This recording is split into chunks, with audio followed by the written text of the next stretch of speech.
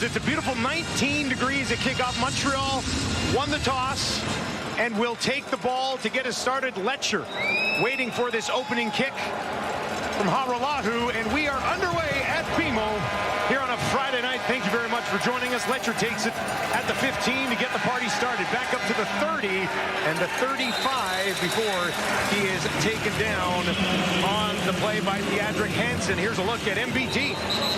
Cloud Bethel-Thompson, 29 and 37 in his career in the Canadian Football League versus the Toronto. This is just his second start versus the Argos. And this year, 2-4. Big win against Saskatchewan. Snapped a 5-game losing skid to get him back off the injured list. Really helped in that regard. 379 yards passing for him in Saskatchewan. 238 to Tyson Philpott. His 2 wins this season against the Stamps and the Riders. So he has beaten good teams along the way. They'll start it here on the ground. Stevie Scott, who had a big week. Take a look at this Toronto D.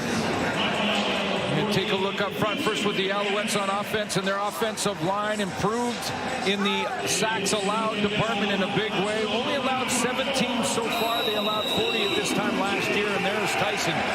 What a game. 238, 2 touchdowns. Caught 9 targets thrown in his direction. 9 of 9. A near perfect game from the Philpott kid. Dream game. Bethel-Thompson in trouble, taken down from behind on the second down. Parrish gets there, and it'll be a 2-and-out.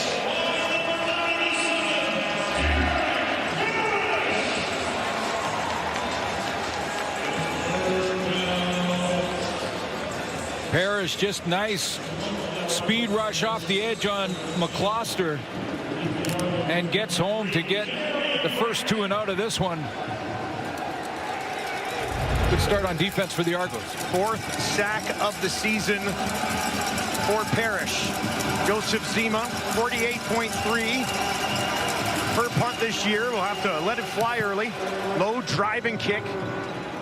Grant waits and takes it just inside the 20. 55-yard kick. Janarian Grant looking for some space. Cuts it back, goes up the middle, and takes it out to about the 40.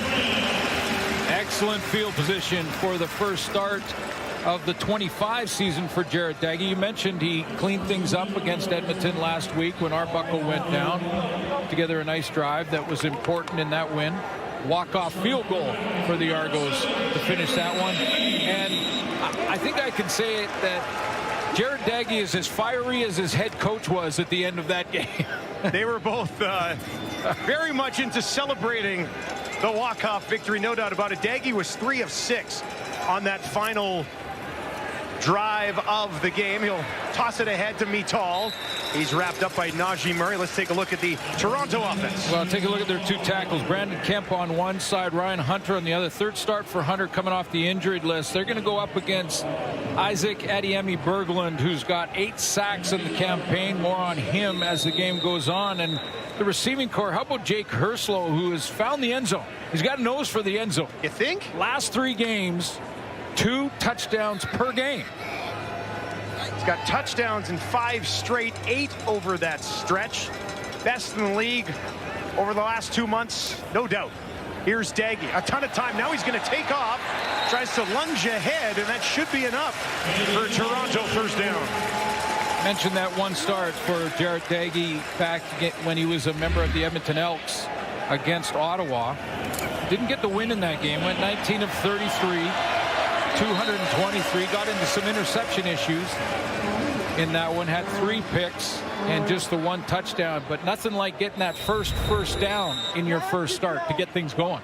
Got to help you settle in a little bit. They will work from their own 50 here. Daggy's got 3 options out to the short side right. Hands it off to Spencer Brown. Let's take a look at this. There's a flag on the play. See which way this one is going to go. It's going to be a hold against Toronto, I believe. Boy, when you take a look at the standings right now. Holding Toronto number 58. That penalty is declined. 2nd down. This game and most of them coming up have playoff implications. No question. 5-win team, the Argos and Ryan Dinwiddie's squad, 5-8. That's third in the division. And Montreal sitting at 6-7 in second place in the division. Well, Montreal already has the tiebreaker between these two clubs. So Toronto desperately needs this one to try to keep pace with and eventually finish ahead of Montreal. Flags here. Daggy down the field. That was up for grabs. A little bit too high for Brissett. Covered there by Murray. Looked like some early movement on that defensive line. Yeah, unless he was drawn. Defensive offside. Montreal number 9. 5-yard penalty. We're going to replay second down. Jeffrey Canton Arcu, the guilty party. And that stand-up position just inside. A lot of different looks up front defensively for Noel Thorpe's group. Seen it many times. He just jumped in that neutral zone. So very manageable 2nd and 5. Smack dab at midfield here for Daggy. They'll go 5 wide. Brown stands into his right to help protect. Daggy gets it away. First down marker will be enough. And he goes to Herslow for the first time tonight. Well, when you got a young quarterback, and you heard the panel talk about it, do they get the run game going? We talked to Dinwiddie about that. But your receivers want to be crisp and precise. And make sure when they get a chance, make those catches, get some confidence built in Jarrett Daggy so that he feels comfortable. Pretty good throw, though, just to get this drive going. Daggy has completed his first 2 attempts of the ball game. A work from the Montreal 47. Alouettes send 5. Daggy on the run to his right. Throws on the run. Finds a man. It's Ungerer. Ungerer broke 1 tackle. And he'll be forced out of bounds by Dequoy at the 30-yard line. Really like the call here from Ryan Dinwiddie, too, because it moves the launch point for Jarrett Daggy. Little play action here. He can bootleg out of there and not just be standing straight in the pocket. Little underneath play action. Now he's going over full roll to the right, and Ungerer makes one guy miss. Nice first down. 17 yards to Ungerer. Daggy's found 3 different receivers on this opening drive for Toronto. Dequoy moves down from that safety spot, and they will send him.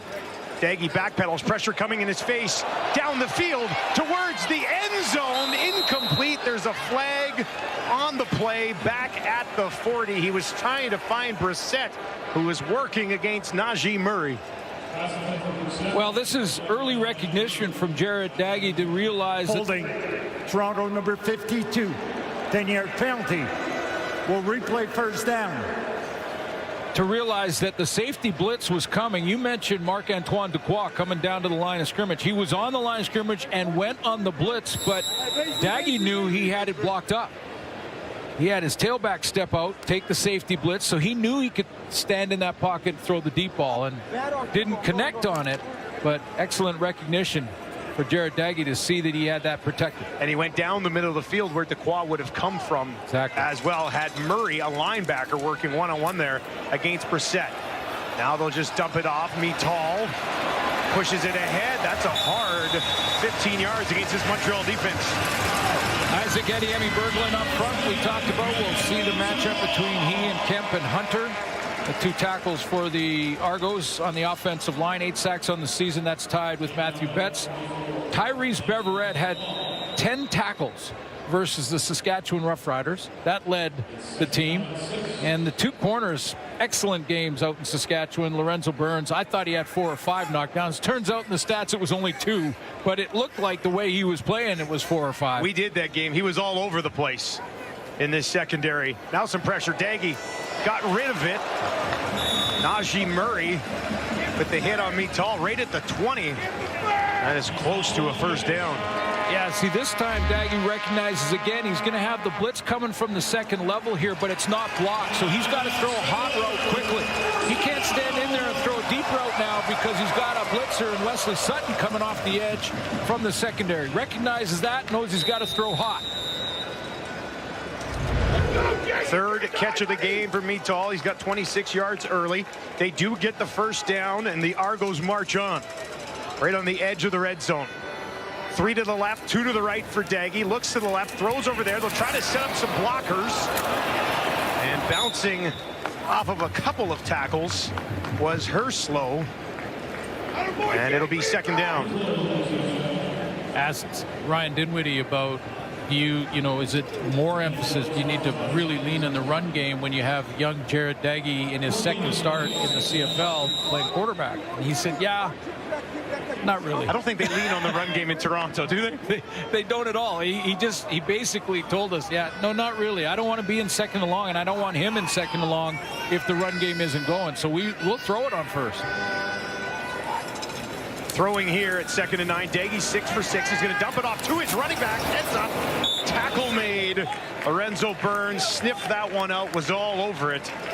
And it will be a field goal attempt after a pretty good drive for Daggy to start this game. Oh, excellent drive. Play calling, a lot of variety in it. Moved the pocket a little bit. Got him outside on the roll. Used his legs on one play early in the drive.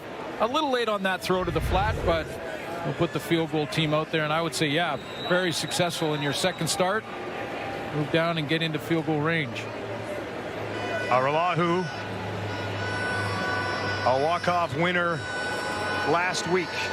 This one, 25 yards just inside the left hash, and that is up to the little post, but he sneaks it inside the upright, and Toronto goes on top by a score of 3-0 here at home. MBT, monster week last week to pick up a very important win and snap a 5-game slide for his Alouettes.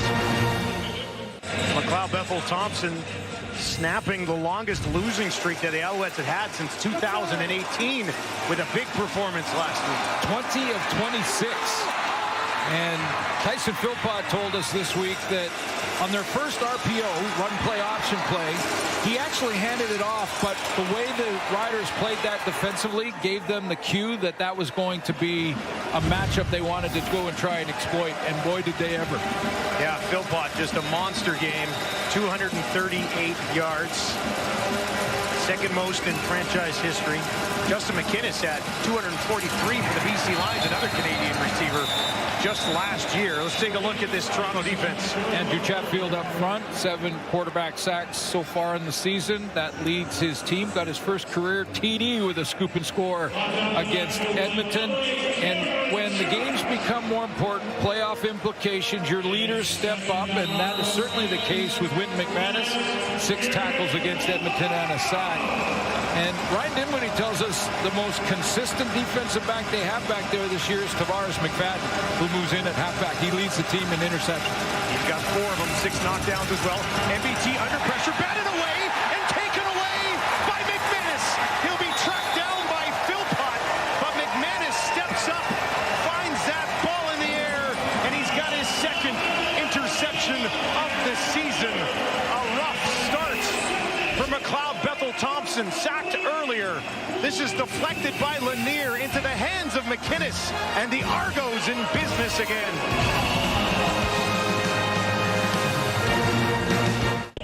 Little stunt up front by the Argos right here. Wynton McManus and Lanier. The stunt on the 5-man pressure, and actually Jamar McCloster, the right tackle for Montreal, plays it pretty well. He drops his man, picks up McManus, but the big arm and hand up in the air from Lanier knocks the ball into the hands of McManus, who was pushed past the pocket and happened to be in the right place at the right time. Toronto's 3rd in the league with 68 points off turnovers so far this season. This Montreal defense was just out on the field for 7 minutes and now right back out after the turnover. Daggy bouncing around the pocket. Now he's going to try to take off, and it is Oakman who's there to trip him up. Yeah, sudden change for Montreal. They're trying to just hold the Argos to a field goal attempt here. Having to get that touchdown, you get that major, that's the momentum grabber in a big way. But it's a little stunt between middle linebacker and defensive tackle. Works out well for the Argos. 5th sack of the season for Oakman. And it'll be 2nd and long for Daggy. He's 7 of 7 so far for 53 yards. He'll have 4 options out to his right. Running back goes out to his left. He's going to look to the end zone, lays one out there, and incomplete. Why not throw it in the direction of Herslow? He's working against Lorenzo Burns, and he couldn't find it that time. Well, Lorenzo Burns putting together a nice campaign here in 2025. Look at him, just calmly takes the inside move, sits on his back pedal, and then is right there making it. Has to be almost a perfect throw and catch, because he was right on the upfield shoulder of Herslow. Araulahu back to work, made from 25 earlier in the game. That's a win for Montreal. This will be from 30, also just inside that left hash. This time right down the middle. Araulahu 6, Montreal nothing. In the early going, Herslow 8 touchdowns in his last 5 games. Burns had him locked down that time. As far as the standings go in the East, a huge game between these two clubs. For more on the mindset of both teams, let's send it down to Matthew Shinetti. Yeah, now we're at a point in the season, Dustin, when motivation oftentimes holds up battered football rosters. You could see it last week, and I was here in Toronto, when Ryan Dinwiddie and Jared Dagey ran right across the field to Edmonton sidelines. It really showed their emotions as the Argos walked it off. And, of course, we've seen the Alouettes in a 5-game losing streak, and Isaac Adeyemi-Berglund told us this week that sometimes you have to have a narrative in your own head. But coming into this week, both Ryan Dinwiddie and Jason Moss, even though this rivalry is pretty intense, have been talking about just keeping a level. The one thing Ryan Dinwiddie has said over this 3-game winning streak, this team loves coming to work. And one thing that Jason Moss has said over the course of that 5-game losing streak, we're completely focused and on the sidelines right now, as opposed to last week here in Toronto. Calm, cool, and collected, guys. Thank you, Matt. I have to say, I love your glasses, by the way. Hey, see Shinetti's glasses? Oh, they're sharp-looking lenses right there. 2nd and 10. MBT almost threw another pick there. This time he's got a man who's wide open. It's his running back who really broke out last week. And look at that. He powers ahead, working against Benji Franklin, and he's got a first down or close to it. Very close. This will depend on the spot. Yeah, 100-yard game for him against Saskatchewan, 125 as a matter of fact. Yeah, interesting what Matthew talked about with these two coaches and understanding the playoff implications of this game, and with Jason Moss coming off the 5-game losing skid. And he said throughout that 5 games, the locker room was strong. They believed in each other. There was a lot of chatter. He said, don't focus on the loss, focus on the work. And they got right back to work and put it together against Saskatchewan. Hand it off again. Nowhere to go this time. The middle was jammed up. Chatfield and Dozier worked together. A little help from Parrish. And they contained Stevie Scott on that one. His 100-yard game last week was the first by a Montreal running back all season. Yeah, really did get things going. And I was talking to Coach Moss about the matchup. The Riders secondary and Tyson Philpott. He said, you know, the corners in the secondary had nothing to do with stopping our run game. Our run game was pretty solid. 2nd and 11 from McLeod Bethel-Thompson.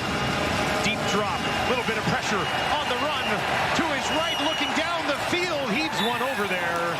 Philpott in the area, but that one was just to avoid the sack. 3 Argos right there in the face of MBT. Ryan Dinwiddie will start. He goes with his conventional 40 defense with 4 down linemen, but he will dress 8, get him in that rotation. A lot of teams doing that now, making sure they have lots of fresh legs on the D-line. Zemo back to work here for the visitors. Ungerer and Janarian Grant in the distance, waiting for this kick. Toronto's defense looking pretty good in the early going of this one. That'll hang up there. Grant takes it at about the 7. Pressure right in his face. And he picks his way back out to about the 25-yard line. Janarian Grant contained. Daggy will have the ball with a 6-0 lead when we return to BMO. ones, man. Yeah, I thought it was only the giving. Hey, you know what, though? I will say, to mention physicality, the opening kickoff, I didn't even catch him up. Odog said, damn, that was a great hit right there, and you got to respect it. Because, I mean, Parksy, what is it like when you come out and you lay a hit, we're going to see here in a sec, to start this game out right on the bottom of your screen? How's it like in a hockey game, first shift, to get a big hit like that? I think it just sends a message, Luke. You know that better than anybody, that you're just ready to play. If you're just sitting around waiting for skill plays, it's usually a dangerous game to play. So physicality, you always talk about it. Line of scrimmage, physicality wins games. That's why it's so important. I love it. I love it. I'm telling you right now, the more physical team's going to win this one tonight. More physical teams going to take this one tonight, especially in a bitter rivalry like this. I would think things probably get cranked up a bit here, don't they, Luke? Definitely. And again, I mentioned this in the pregame hit, but the whole Ontario-Quebec thing also adds another level. So you got the playoffs on the line Friday night in Toronto. It's there's a little testy on the sideline behind us right now. Beautiful. No handshakes at the coin flip. Yeah, the coin flip, they didn't handshake, no pats on the shoulders, nothing. It was just head to your benches. And I love that Jeff mentioned that the special teams physicality can set the tone, because it really can. I mean, your special teams, a lot of backup players playing those special teams, but if they're flying around, it really jacks up the entire squad. Daggy will have 4 out to his left. Pressure comes from his left. Can he get away? He escapes, backpedals down the field, almost intercepted. A little bit too high for Cabianento, who actually leads this team with 4 INTs. Yeah, I highlighted the 2 corners in the intros. Lorenzo Burns with a big game. He leads the team in knockdowns. And Cabianento, who you just mentioned, leads the team in interceptions and almost had his 5th.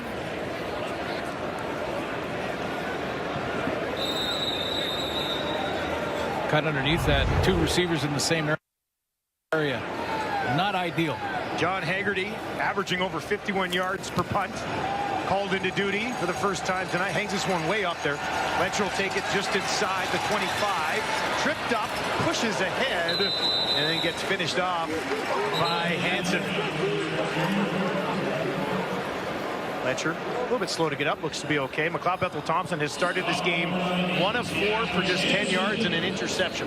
Well, and in fairness to Jason Moss in the play calling department, they have tried to incorporate Stevie Scott, who had 1 play that looked pretty good, but had been stopped on his other carries, putting McLeod Bethel Thompson in 2nd long. So you've got to give them credit when they're calling the run plays, and if they don't work, look for the quick screens, the extension of the run. Stevie Scott averaged 6.6 yards per carry last week.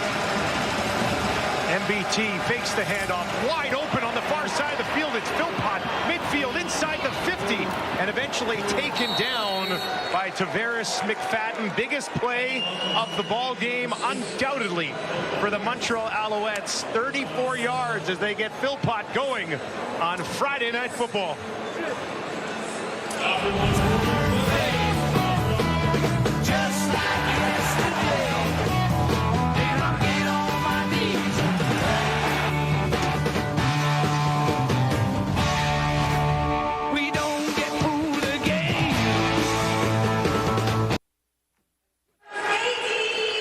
Welcome back to BMO in Toronto on a beautiful Friday night. It's the Argos with the lead as we get set for 2nd quarter action. We had Odog down on the sidelines a little bit earlier. Now the guy who really runs the show on Overdrive, they call you Hazy B, up in the booth. How you doing, buddy? Oh, it's great to be here. What a start. We had Wynn McManus on the show today. Yeah. Interception to start the party here. Couldn't ask for anything better. And you had Ryan Dinwiddie as well, head coach for the Argos. And Brian, I was going to ask you about the end of last game and last week. I was excited about it. I thought, hey, you know what? We don't see it enough maybe in pro sports when they show their emotion. I love it, man. I love Dinwiddie. Listen, it's been a tough year. Been a tough year for him, the Argos. He's used to winning and winning a lot. He's got to bring a lot to the table, right? They might be short on talent in certain areas because of injuries, and I love the way he coaches. McLeod Bethel Thompson, deep shot, far side. McFadden steps in. Did he take it away? MBT has already thrown 1 interception in this ball game. A conversation amongst the officials. McFadden has had a sensational year. Now, in fairness fairness to McLeod Bethel-Thompson, after last week's game with Tyson Philpott, he just probably throwed... The previous play is under review by the replay center. He just thought, I could just throw it up to Tyson. He'll come down with it, but I think that right foot got down. The right foot was down before the left one came down out of bounds, wasn't it? So, got the catch there, right foot down. I think he's in. I like it. That's an interception, I Brian. think so. I'm willing to call it. They want to come upstairs. I'll say confirmed right now. So I got to ask you with the group, because I was watching the show all game long, or all before the game started tonight, and when you guys go out, who picks up the tab? Here's the truth. It used to be Jeff O'Neill. Okay. And then he had shoulder surgery. Now he's got the alligator arms. He brings nothing to the table. Nothing. Noodles is very, very philanthropic. He's a Westerner. Yeah. Okay, right? come on now. You know Noodles. I got to be honest. I'm trying to catch up to these guys. They played in the NHL. They got a lot more money than I do. So I'm not quite at their level, but I'm chipping away year after year. Let's find out. Upon review by the replay center, the Toronto player intercepted the ball in the field of play. It will be Toronto's ball at the 10-yard line. They called it. They called it. There you go. Job. 1 for 1. Who's the practical joker in the group? Probably the O-Dog. Yeah. You know, when he's in the mood. The thing is, he's willing to give it, but he doesn't take it that way. Right? Those guys are tough to work with. They're very difficult to work with, and that's the way it works with us. The Aggies going to start here. They're going to try to get the run game going. They don't really do that in Toronto, just 55 yards a game, but they'll hand it off there. So, Brian, you had Keith Pelly on the panel today, and I thought it was a great conversation about the partnership now with the Buffalo Bills and the Argos. You know, I think there can be a real upside, but you asked some good questions about the position of Argo fans. Yeah, and I think, listen, the Argo fans have been here before Leaf fans were here, before Blue Jay fans were here, before Raptor fans were here. Their history is well stated. We all know it. Yeah. And they're so passionate Argo fans. And I think, you know, unfortunately, if you're an Argo fan, you realize the Leafs get a lot of oxygen, the Raptors, the Blue Jays. You don't want a team from Buffalo taking up more oxygen when you're already competing within your own market. There's some pressure, and Daggy is taken down. And no surprise, Adeyemi Berglund, that'll be his league-leading 9th sack of the season. Yeah, tied with Matthew Betts coming into the season, or into this game, I should say. And little inside move, gets home, number 9. You know what I want to quickly ask you? You've been broadcasting for a long time. Were you in a booth along the way, or was it mostly show hosting? It's always been show hosting. Really? I don't think I could do what you do. I was going to say, would you want to be in the booth? What you guys do is so incredible. The amount of information you have to have, how quickly it's pacing. I'd be jamming up names. I'd be overthinking things. I don't think I could pull it off. Hey, we do jam up names sometimes. Nobody's perfect. This will be bouncing towards Letcher. Does manage to take it cleanly at midfield. 48-yard kick. Look at that burst. They will track him down and take him down. Brian, the show is great. It was a great discussion with your guys on the panel, and thanks for coming with us. I can't thank you guys enough for having me up here. Truly a highlight, and you guys are the best. Enjoy the rest of the night.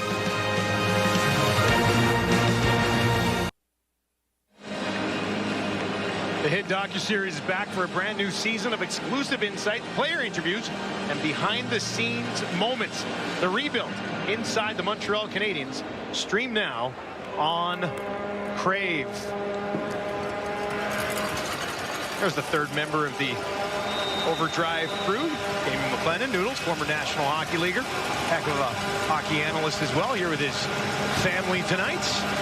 I asked him a question that you want to avoid. Just a second. MBT under pressure and taken down. Lanier and the Argos defense. Yeah. Man, are they stifling this evening. Stepping up big time. Lanier's got a sack now and a knockdown that led to an interception by Winton McManus. And he's making it difficult for McLeod Bethel-Thompson. Just beats his man on the outside and doesn't allow Bethel-Thompson to escape. No, but I asked him, is McDavid signing in Edmonton or what? He was as hesitant as you were to talk about it. I mean, this is a CFL broadcast suit, so I don't think we need to worry about Connor McDavid right now. Okay, we'll move on. As an Edmonton guy, I've had enough. MBT down the field. Look at this. Oh, no. Oh, Rambo stumbles and couldn't hang on Well, he had him deep. He had him and just missed him. I think the throw took Rambo out of bounds. He's trying to adjust to it, but yeah, that throw took him right out of bounds. Boy, if they can get Rambo going, they have targeted him on plays over 20 yards 15 times and only completed 3 of them. And Rambo is a deep threat if they can get him going. He also doesn't have a touchdown yet this season. Austin Mack also doesn't have a touchdown this year. Mack missed some time, but still you like to get those 2 guys going. Low snap, but Zima went and got it, kicks it away. Janarian Grant at the 10, 42-yard kick. Short return on the near sideline. Argos on a beautiful Friday night with the lead at home.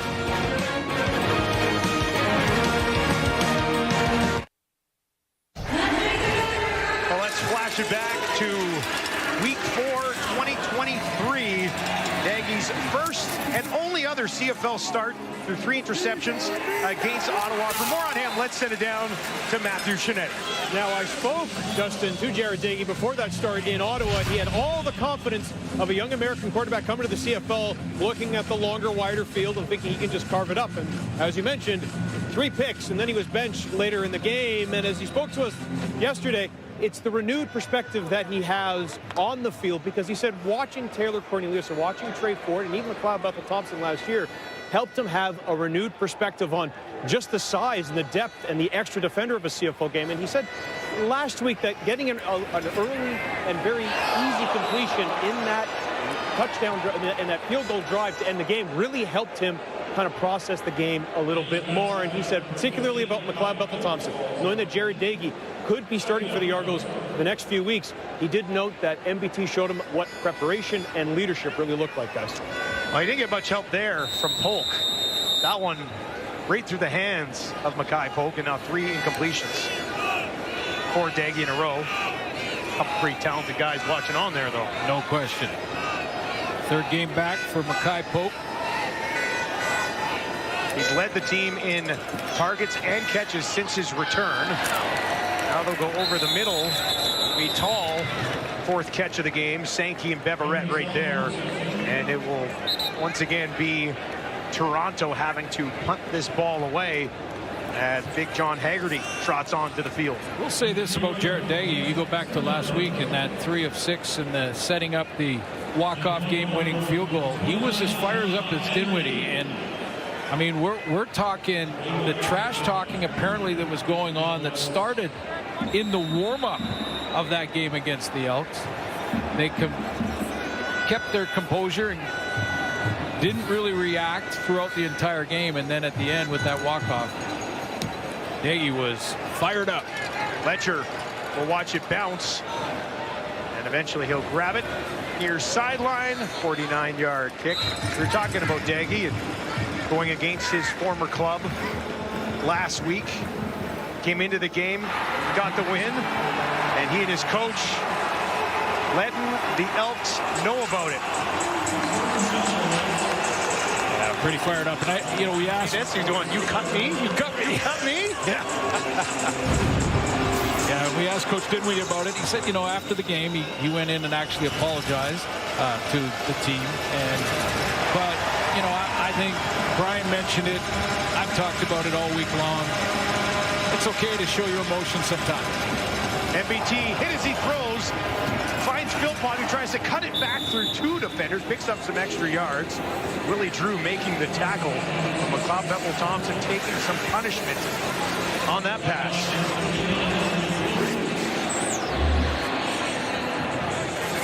Pressure coming in different forms on McLeod Bethel-Thompson in this game. I mean, even when he's completing a pass, he's paying the price for it. Those hits add up as the game goes on. And good job of Brandon Dozier finding the target area. Ray Patterson into the game on the 2nd and short. He had 2 touchdowns last week against his former club in the Riders, and what was a pretty impressive victory for Montreal, silencing a big crowd in Mosaic. Yeah, I thought the Alouettes defensively got their footing again. It just seemed with the changing that was going on in quarterback that they couldn't really control. Anyway, Coach Moss said, it felt like the defense really set the tone in that Saskatchewan game. And then the McLeod Bethel-Thompson to Philpott worked pretty well. This time it'll be Scott pushing ahead. That is his best carry of the ball game, and he just really sort of announced himself last week, didn't he? Yeah, when he got his opportunity, Sean Thomas Erlington out of the lineup, had a chance to, when Travis Tice went down, get the entire game. And asking Coach Moss about him, sort of his arrival, he said, we always knew he's been a great player. It's just a matter of waiting his turn, because the guys ahead of him had earned the job. Got his turn last week, made the most of it. Now they'll go back to Philpott, and this is very close to a first down. We'll see where this ball is placed. Team high third catch of the game for Philpott. They're going to take a closer look at this. They're going to call for a measurement. Forward progress. Although Cam Judge was there immediately. That's one of those trades that worked for both teams. Flo Rimolade to Calgary for Cam Judge. Now Flo's hurt. We hope he makes a speedy return, but boy, that's been a great trade for both teams. Sometimes it works out that way. Sometimes when you trade great players for great players, it just works out over both sides. Yeah, we shouldn't be surprised by it, but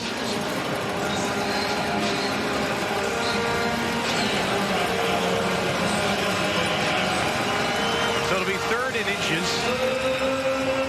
Shea Patterson, who just took care of business moments ago, back in to attempt to do it again from the Toronto 44. Can the Argos find a way to make a stop here? Patterson, initial push, should be enough.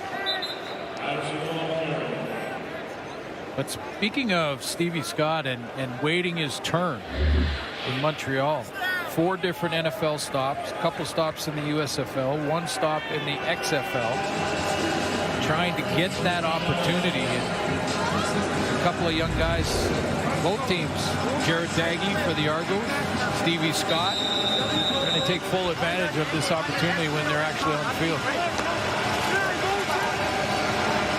I liked his patience last week. Yeah, for a big guy, and then you mix in the patience that he had in the first when he found a hole. Looks like the full package. Now they'll get it out to Philpott, turns it upfield. And he eventually is tripped up by D'Arcangelo. But MBT not hesitating to go back. Philpott's been targeted 6 times in this game. The rest of the team, just 4 times total. And only once deep, and that deep one was intercepted by McFadden. So those pitch and catch deep balls, maybe they've changed it up now and got Philpott on some of the swing screens. This will be a 2nd and 4. Philpott again. Heavy collision, bounces off of it, trying to push ahead. And he's got his 5th catch of the game. The Argos are going to argue the spot. This is what Jeff was talking about. A little bit of physicality, not on the teams this time, but it's good football play. Philpott keeping his feet, trying to keep fighting for more, but ran into Sluka here, didn't he? Sluka, Judge get involved? No, Sluka was the leader in that one with McFadden. Got the first down, drive marches on. Now they'll get it out to Snead. First time today for him, makes a move, cuts it back, takes it down inside the 30, and then is hammered from behind at the 25. So the Argos come out, they put a ton of pressure on McLeod Bethel-Thompson. Even in his completions, he was getting hit pretty good. So Jason Moss goes, okay, we got to relieve some of that pressure by getting either Tyson Philpott, doesn't matter who really, could be the back, could be Stevie Scott, little play action, get it out of his hands quickly. Let's allow our quarterback to settle in even with these quick throws, and we'll let the receivers or running backs do the rest of the work. Ninth play of the drive for Montreal, their best of the game. Back to Scott, picks his way through the defense, and he's got a first down, and the Alouettes are inside the red zone for the first time tonight. And he wants to keep eating. That's what he just signaled to Coach Moss. He just looked over there and did that signal. I just want to keep eating, keep going. That's a little example of his patience. Just picking his blocks, a couple of jump cuts. Nice run.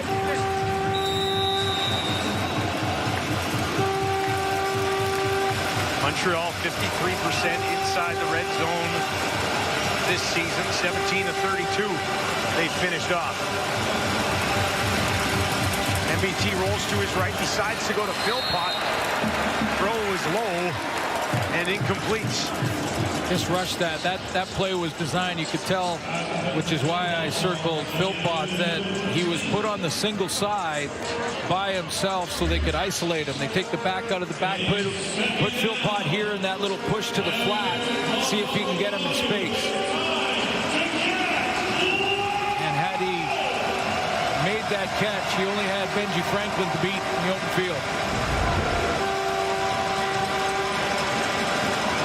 Second and 10. Alouettes trying to not have this drive. Scala, pump fake from MBT. Now he gets it away. Finds Rambo towards the end zone, and he walks in. First of the season for Charleston Rambo. And the Montreal Alouettes are on the board. Clearly Rambo heard you, and he said enough is enough. I got to get a touchdown. I got to get one on the board. Again, if somehow they can get Rambo going here, and this may be just the key play to do it. Little crossing route. Extra second for McLeod Bethel Thompson in the pocket. And Rambo finds the end zone for the first time this year. A drive that Montreal had to have. Nothing going offensively in this one up until that. Maltos Diaz for an Alouettes lead on the road here. And he smooths it through the uprights.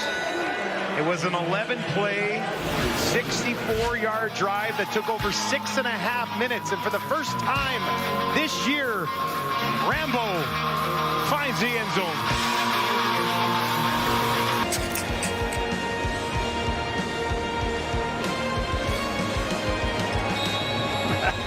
That's going to be a great matchup. Vernon Adams versus Nathan Rourke. And what a drive by the Alouettes, capped off by Charleston Rambo. France watches this one, hung up there for a while.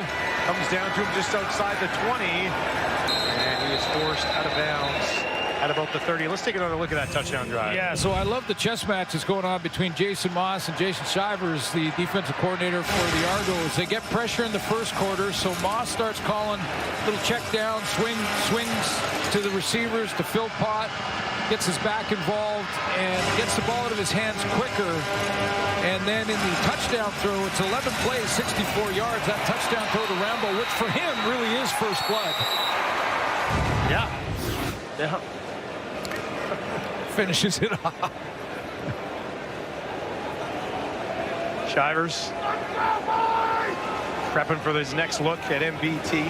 Well, now the chess match shifts. Get it out to Mital, who's been Daggy's favorite target. Dequoy all over him. Because now when the Owls have the ball again, and if Moss is going to go with that swing stuff and the backfield throws to get the ball out of the hands of McLeod Bethel Thompson. Now what does Shivers do there now? Is he going to go to sort of more of a man look? So if Tyson Philpott is in that swing, they have a man that goes and just jumps on him immediately. Takes away that option. So we'll see. 2.5 to play. Second quarter, Daggy, pressure coming, gets it away. Coming back to the ball and grabbing it is Herslow. And he'll be forced out of bounds by Kenton Arku, but it's a first down, Argos. 21 yards to Herslow. It's like Ryan Dinwiddie wants to get him in a bit of a hurry-up look here. Tempo. Call the plays on the line of scrimmage. Alouettes just send 3 this time. Daigie gets it away quickly. Back to Mittal. And Sankey will haul him down after a pretty decent pickup on first down. Asked Ryan Dinwiddie about Mittal. Said he's been battling a leg injury a little bit throughout the season, and that we are just scratching the surface. That he is still perfecting the route tree, which is, well, I can get into that as the game goes on, but the tree is all the different route options. Mittal is good and real good at some, and still learning others. 7 yards on that last play. Daigie looks to his left. Quick hitter. Finds Herslow again. Makes a move. And gets it down to the 40. Nice response here from the Argos. Daigie to Herslow. Now, he certainly doesn't look like the moment's too big for him in this very important Eastern matchup. Had a couple series where he's bogged down with pressure, and now he's come back after the score by Rambo to put together a nice drive. 4-goal range. 4th catch of the game for Herslow, so he's getting him involved heavily here in the early going. Spencer Brown stands in to the left. They'll hand it off to him. Najee Murray wraps him up for a loss of at least 4, if not 5. Najee Murray has played in about 3 different spots for this Alouette team. He's been back in the secondary in a couple of different positions. He's moved up to that nickel spot or cover linebacker. And Sam meaning strong side. That's his 2nd tackle for a loss this season. And a 2nd and long for Daigie, even making maybe a field goal a little bit more comfortable. They'll dump it off. Mittal bobbles it. And this will be a deep one. Now from Noel Thorpe, the defensive coordinator for the Alouettes' point of view, he's rushing 2 and 3 in those 2nd down situations and dropping everyone else, forcing Jared Daigie to be accurate, find his spots. That was just a flat drop, but interesting chess match between these coordinators going on tonight. Aroulahu hit from 56 earlier this year. This one from 52, just inside the right hash. That one is up, and he misses it. Letcher will bring it out. Can he find a little bit of room? Back to the 15, and no further. Aroulahu 90% on the year, but he misses from 52. It's been a bit of a tough night so far for McLeod Bethel-Thompson. For more, let's go back down to Luke Wilson. Dustin, one of the things, and I've said this before, if I'm McLeod Bethel-Thompson right now, I want to manage this game. And I know game managers are considered a bad thing for quarterbacks, but I am the opposite of that. And we're going to look at these 2 turnovers here. It's a 4-man rush from Toronto here. That's it. Your O-line gets beat. We try and make a play that's just not there. It leads to a turnover, leads to points. Later on, it's a 4-man rush. They drop 8 guys. It's very, very difficult to throw here. Nobody's open. I get that, but we force one in, and it's another turnover. Again, manage this football game. You're facing a 3rd-string quarterback. Well, when you have your defense playing the way that you are as well, you don't really need to do anything special, do you, Luke? No, not at all. And that's where, again, I love when QBs come out here, understand the feel of the game. It's been a defensive grind. Come out here, again, right now we want to score, end with the ball. We don't want to give the ball back. Manage this football game, get a win on the road. Win on the road would be huge and puts yourself in a great spot. Yeah, when you're racing in the standings with the Argos. And to Luke's point, I think that's probably why Jason Moss went to that quick game. I mean, you know, getting the little swing passes to Tyson Philpott. 2nd down here. Like goes that. Over the middle, and that is a 1st down. Sibasu gets involved that time. You know, to eliminate some of those mistakes made early and try to manage the game, as he mentioned, and make it the higher percentage throws just to get him settled. The deep shots he was taking last week, the guys were wide open. Yes. Not the case right now against this Toronto defense. MBT over the middle again. Nice little one-hander from Stevie Scott. Bounces off of a McManus tackle, which is not easy to do, and is close to a 1st down. Might be marked just shy.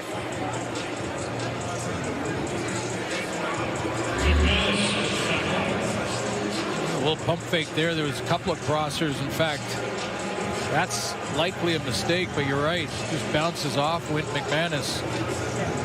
Who got him the second time?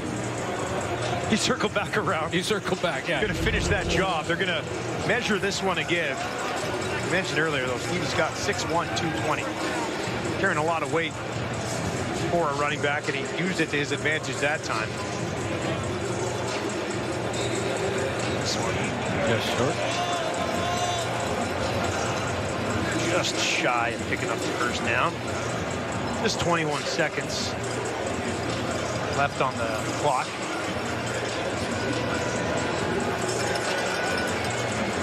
Jason Moss and his club snapping that 5-game losing streak last week. Still find themselves second in the East, having won 2 games against Toronto already. This would give them some significant breathing room. 2nd and inches for the Montreal 37. Toronto sends 4. MBT down the field, over the middle, intercepted again.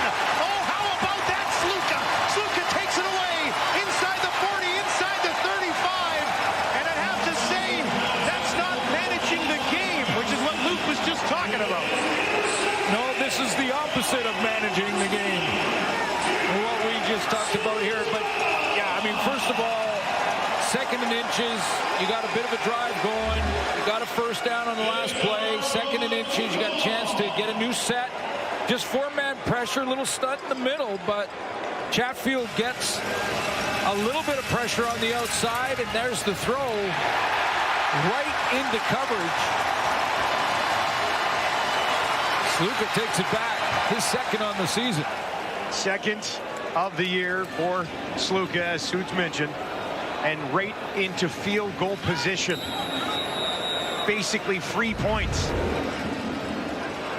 for the Argos. If Haralahu can knock this one home just outside 35.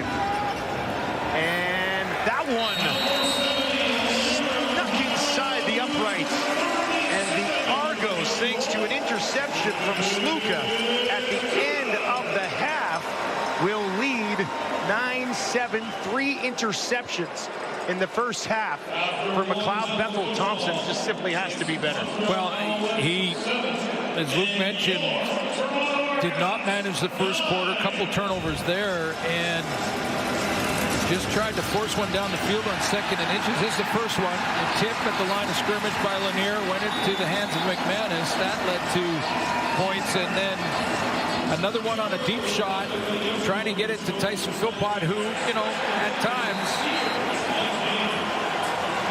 can win that jump ball, but not that time. It was McFadden. I think he nailed it when he said the football is your friend. You got to take care of it. That's an old saying in football. When you drop one, your teammate will walk right over and go, "The ball is your friend." Rambo, nice job. Altos Diaz will get us started. 2nd half is underway at BMO. This comes down to Gennari and Grant contained for the most part so far tonight. That's a little bit of blocking and pushes it out beyond the 40. Take a look at the first half of Jared Daggy in just his 2nd CFL start. Yeah, you know, it wasn't terrible.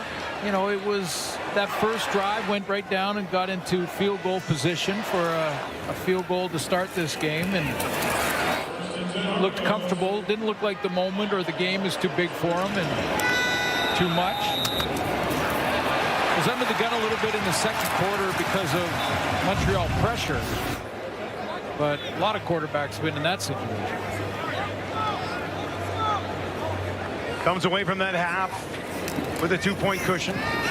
Fakes the handoff, throws. He'd want that one back. Yep. One hopper in the direction of Ungerer. You saw the reaction immediately.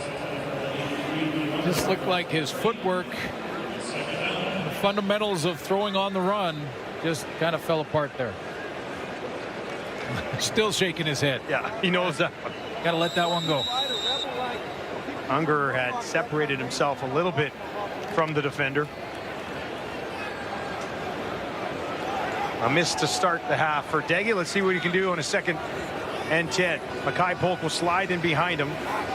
Polk does not have a catch yet in this game. Deep drop for Dag. He steps up, wants a deep shot, takes a deep shot down the field, incomplete.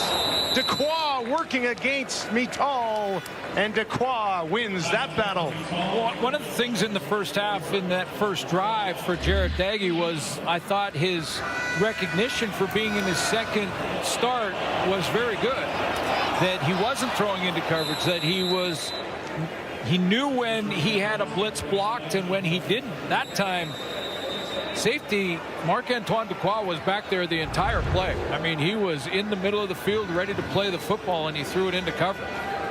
5th knockdown of the year for Dequoy. Does not have an interception yet. High kick here, hangs up there, backs Letcher up a little bit. He'll have to take it just outside the 10, and he's wrapped up after a 55-yard kick. Dozier on the tackle. Well, a tough first half for McLeod Bethel-Thompson. I'm with Kate in the panel when Kate said, you know, last week he was 20 of 26, 379 yards, 3 touchdowns and no picks, and then what happens? You know, and I heard Davis on the corner saying that wasn't very nice, but anyway, tough first half. It was pressure in the first quarter from the Argos defense. A lot of pressure in the first quarter. That caused the problems. One knockdown that tipped to McManus. It's actually pretty impressive that he threw 3 interceptions. They're only down 2. Yeah, I mean, look after the football, and this is still a winnable game. Starts it on the far side. Austin Mack, not a bad idea. First catch, first target of the game for 81. Yeah, no question winnable. And in fact, you know, Jason Moss could say, hey, last week when the Argos played Edmonton, they were a -5 and 1 in that game. So it does happen. Not very often you want to be on the wrong side of the giveaway takeaway, but it does happen, and the Argos did it last week. 15 yards to Mack. Now MBT on the run. Do not see that very often. Tackle made by Winton McManus, and that'll bring up a 2nd and long for the visitors.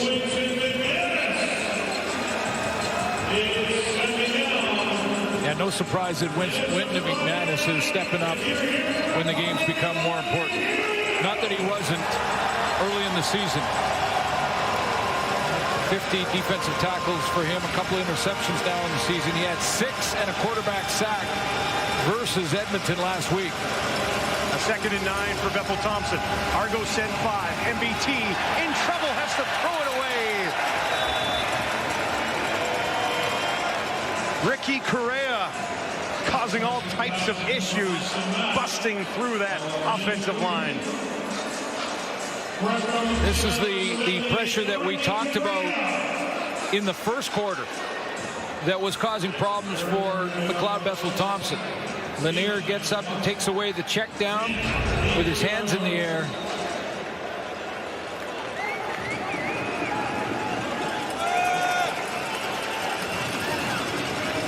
Zima called into duty early in the second half. Denarian Grant waits just outside his own 20.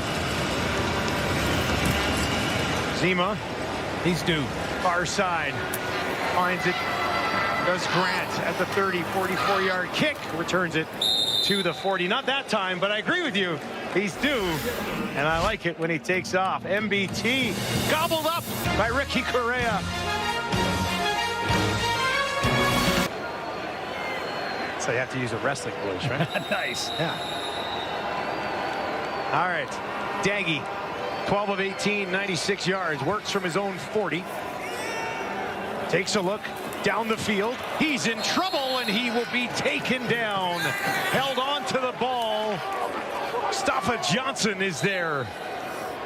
You know, with Jared Daggy, he's going to probably lock in a little bit more. He's got a go route down the sideline, or skinny post, I should say, and he's locked into this. He wants this. He's going to step up, stop it right here. This is the one he wants, and watch the double coverage that occurs as he steps up to try and let that one go.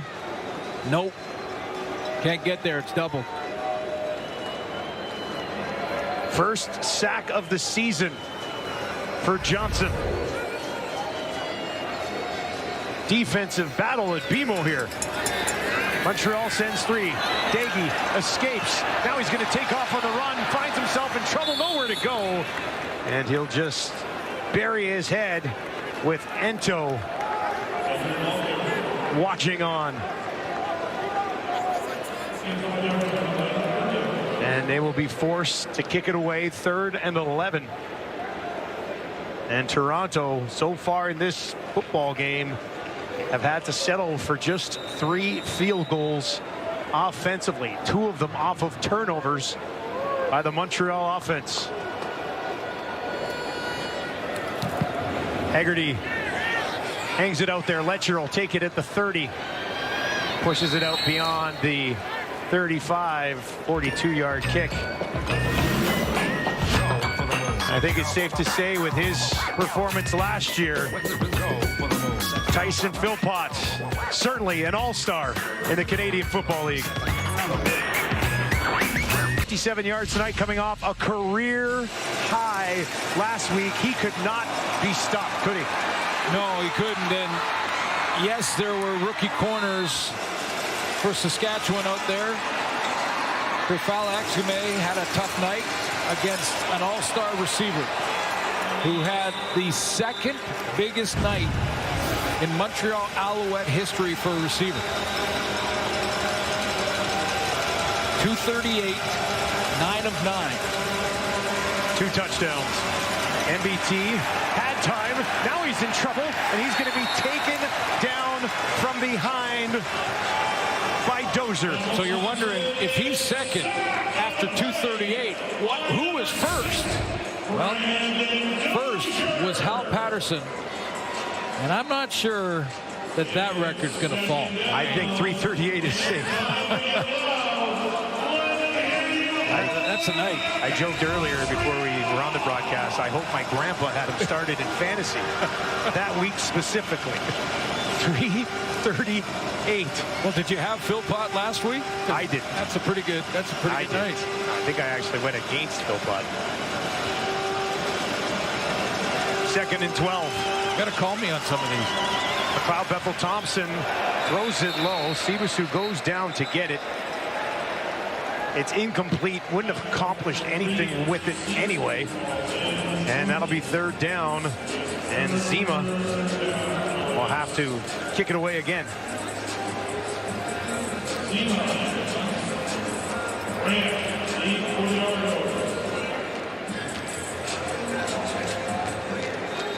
Denarian Grant averaging 13.5 yards on punt return this year.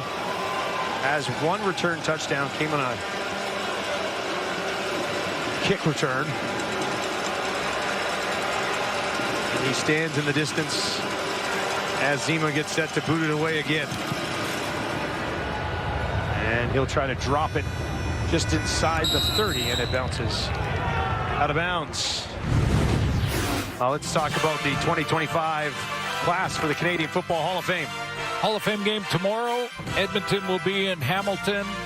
Brian Chew going into the Hall. Javon Olafoye going in. 6-time All-Star for the BC Lions.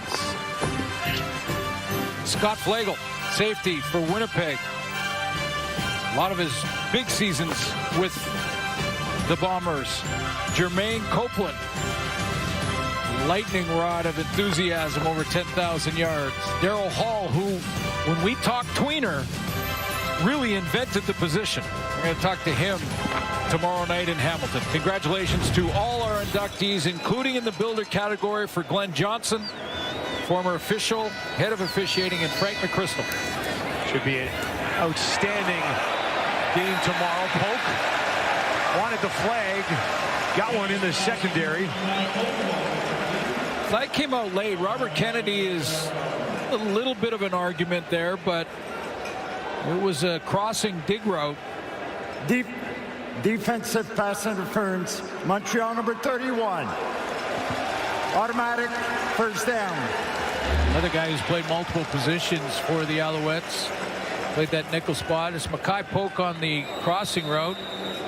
Boy, sometimes it's not much in the actual, trying to adjust the route or limit the route. But as soon as that jersey comes off the back, You see the stretch? the flag is out. I mean, that's the giveaway. Now they'll hand it off to Spencer Brown, trying to get back to the original line of scrimmage, and he's going to be marked for about a loss of 1. Like it really might not even impede the receiver sometimes. But if the jersey comes away from the back of the receiver, it's an easy call for the officials, and that's going to be pass interference every time. It wasn't a bad idea from Daggy to try to get Polk going. He does not have a catch yet in this game, and since he returned to the lineup here in Toronto after a stint down in Atlanta, he has led the team in catches and targets, but no catches so far in this one. Daggy, deep drop, still by being a little bit of trouble. Flag flies, Daggy on the run, and he'll be taken out by Beverett, but multiple flags, and this is a hold against the Argos. Yeah, it'll be coming back. Couple of flags there. Holding Toronto number 58. That penalty is declined. It will be third down.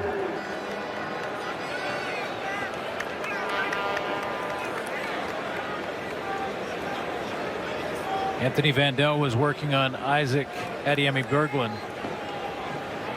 And when Daggy escaped, play took too long and the holding occurred. Midway through the third quarter, the Argos have just 99 yards of offense so far in this one. Daggy's 12 of 18, and they essentially don't even attempt to run the ball. Haggerty lays this out there. Letcher will take it at the 20. 49-yard kick. Letcher finds a little bit of space, gets a block, pushed out of bounds at about the 40-yard line, as the Argos lead the Owls in a defensive battle in Toronto.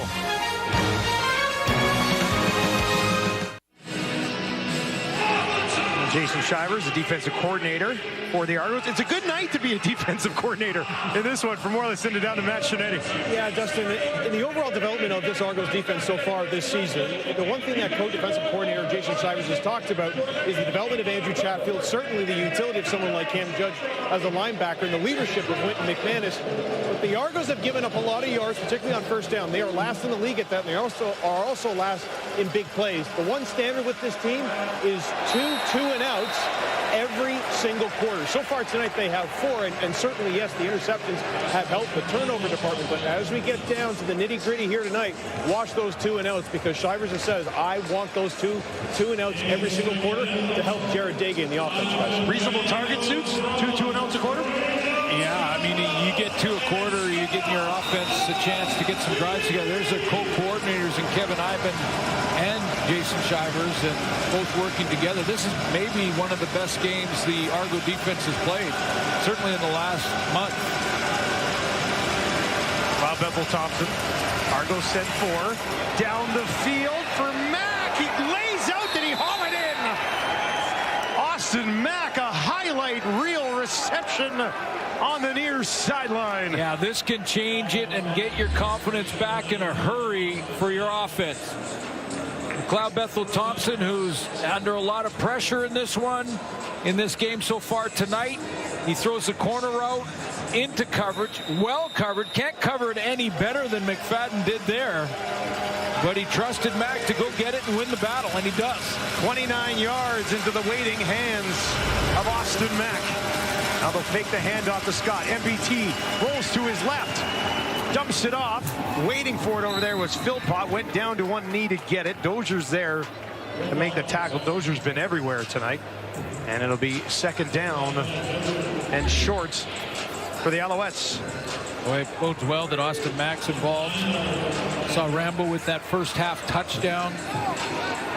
I would say they're having off years, but by their standards and what they're capable of, their ceilings, you know that they want to get more involved in this offense. That's a big catch by Mack.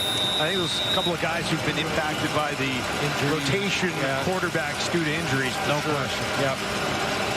There's another one of these quarterbacks. Patterson handles short yardage. Into the game here in a second one. They're going to try to move him. He's going to throw it. It's bobbled. Picked up by Sneed. Pushes it ahead. Sneed still going. Not how they probably drew that one up. No. But it'll be a first down. Patterson with a bit of a limp. But I think because it was a lateral, it was a live play, and Snead was smart to recognize that it wasn't an incomplete pass. I mean, he's behind him, so he's looking for the pitch. It is backwards, so that's a live ball. He scoops it and gets the first down. Heads up play by Shea Patterson, because he could have taken the sack there. Instead, they get 11 yards. And they work from the edge of the red zone. Back to Snead again. And he's eventually hit by Bratton. But decent pickup on first down as the Alouettes look to march back towards a lead. Trying to see who blew up the blocking attempt by Austin Mack there. This play was designed to have Austin Mack come out and make a block, and it was Parrish that cut underneath it. No, it was Benji Franklin, the corner. Parrish ended up getting there.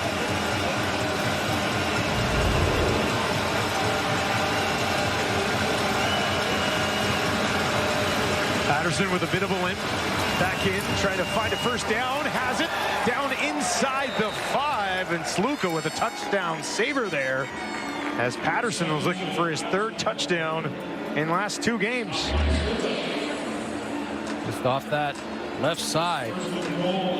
See how well blocked up front. Nice kick out block. I think that was Delar who gets the kick out, the fullback on Bratton. It'll be 1st and goal. Patterson stays in the game with the ball on the Toronto 2. He's going to throw. He's pressured. Throws it low. Stevie Scott, the running back, had no chance at it. And it'll be 2nd and goal from the 2. Yeah, he had a trouble with the snap, I think. Shea Patterson had to kind of regroup here. It looks like, let's see if it was a clean snap. Yeah, he juggled it for a second. Chatfield was closing quickly anyway. Even if he doesn't juggle it, I'm not sure he has time to complete this.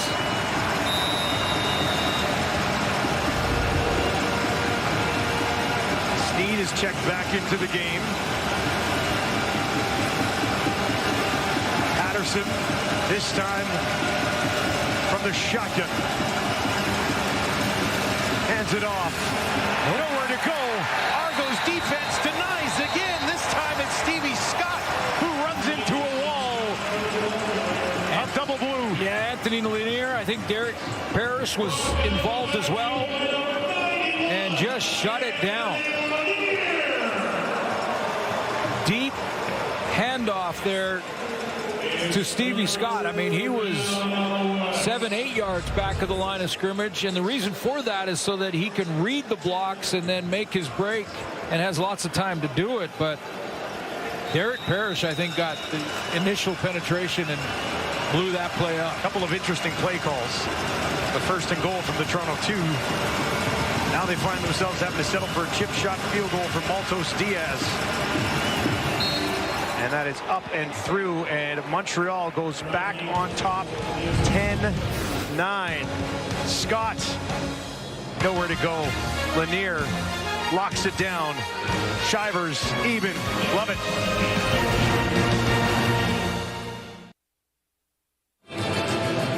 Welcome back to BMO, where we're going to send it back down the sidelines, where Luke Wilson has another one of the Overdrive boys. You know, I'm here right now with Jamie Noodles McLennan. Over 250 NHL games, a distinguished hockey analyst, but your biggest achievement might have been the Canadian Football League not letting Commonwealth Stadium burn down. I saved Commonwealth Stadium. I grew up in Edmonton. My dear friend, Dwayne Rendrusiak, the equipment manager for the Edmonton Eskimos at the time, now the Elks, and Robbie Strecker would hire me every summer, 2 weeks of training camp. I worked with Joey Moss. I would do the laundry. I was the laundry boy. So I'd bring the laundry back to Commonwealth Stadium. The dryer explodes. I walk in, there's a big fire. It hits me because it's rolling around. The laundry hits me. I have to stop, drop, and roll. After I stop, drop, and roll, I run, call 911. on, and then I hook up a garden hose, and I battled that thing. I'm 16 years old. I had soot on my face. All hell was breaking loose, but I saved Commonwealth Stadium. That's amazing. Luke, did you ever save a stadium? Like, that's a tough story to top there. Like. There's no way. I just want to say Elks fans seem to appreciate, next time they go to Commonwealth, appreciate Jamie Noodles McLennan for saving the stadium. Absolute legend. Absolute legend. Did you know that Jamie McLennan, I believe, is still technically suspended in the National Hockey League? Got suspended, retired. If he decided to have a comeback, he'd have to serve a suspension. I absolutely love it. Now I want to see the clip. Like, how did he get suspended? I want to know if there was a small little fire, and over the years it's become, the dryer was on fire and it was rolling towards me and I caught fire. Need somebody here to catch fire offensively tonight. Nothing yet. Daggy dumps it off to his running back, who's wrapped up immediately by Beverett. Then Dequoy comes in to help out, and it's another third down. Great having the overdrive guys here, though, for this game tonight. And if you're just joining us, Overdrive actually did their show here at BMO tonight. Had some great guests on. More the merrier at BMO. Talked a lot of football. On the business of football. Great to have him here.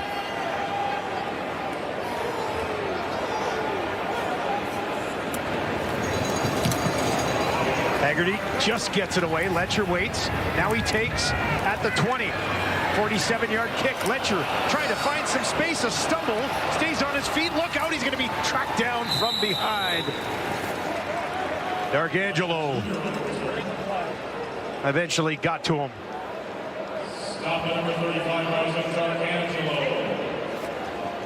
And the fourth quarter looms here at BMO with the Argos having lost twice.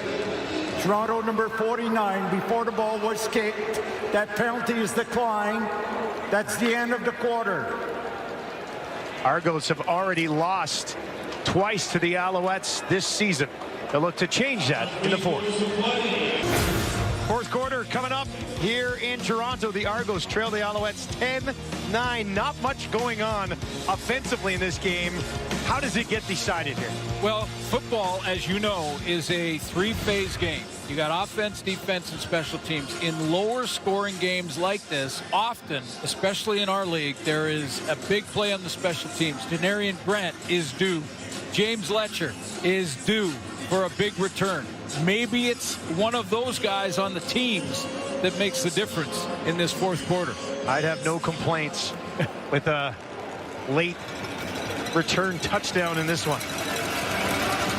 Letcher getting stretched out a bit. And full confession, I have some inside information on Letcher.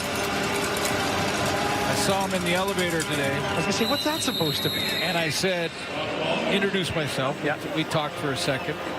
Looking forward to getting ready. Him and his teammates were goofing around a little bit, just having fun with each other. I just said, you know, you're due. You're due for one. He said, yeah, I am. Yeah, I am. Between Letcher and let's not, Denarian Grant has looked on a couple of returns here tonight that he's 1 or 2 blocks away from breaking one. Well, Bethel Thompson gets this one away. Big hit. Austin Mack could not hang on to that. Willie Drew absolutely pops him. 3rd and 6. Well, that's what you have to do as a DB when you're behind the receiver. He's either running an out or a curl. In this case, it's a curl from Mack. Try to separate the receiver from the football with the timing of the hit.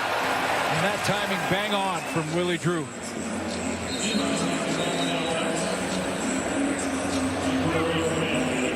Drew, 25 years old, out of Virginia State. And back to Zima they go again. Denarian Grant staring this one down in the distance. Ungerer is back there as well. And they're going to kick it away from Grant. That doesn't help your theory, Suits. Unless Ungerer's got something up his sleeve. He's going to try to kick it out. He'll get to the 35, the 40, stiff arm, and all the way out to the 50. Not bad. Not bad. That's close. Hey, and speaking of, Yes. 50. Right on the 50. Speaking of 50, this works out well. We'd like to send out a special birthday wish tonight, wouldn't we? Yes, sir. 50 years old. We call him Rubes. And he's our director in the truck right now. That's a chair that he has at his home. Yeah. That he sits in. And some birthday cupcakes from the crew for our friend who's now 50. One of the best ever to do it in that director's chair. Congratulations, Rubes. Happy birthday, Rubes. Big 5-0. He'll get this one to Polk. That's his first catch of the game.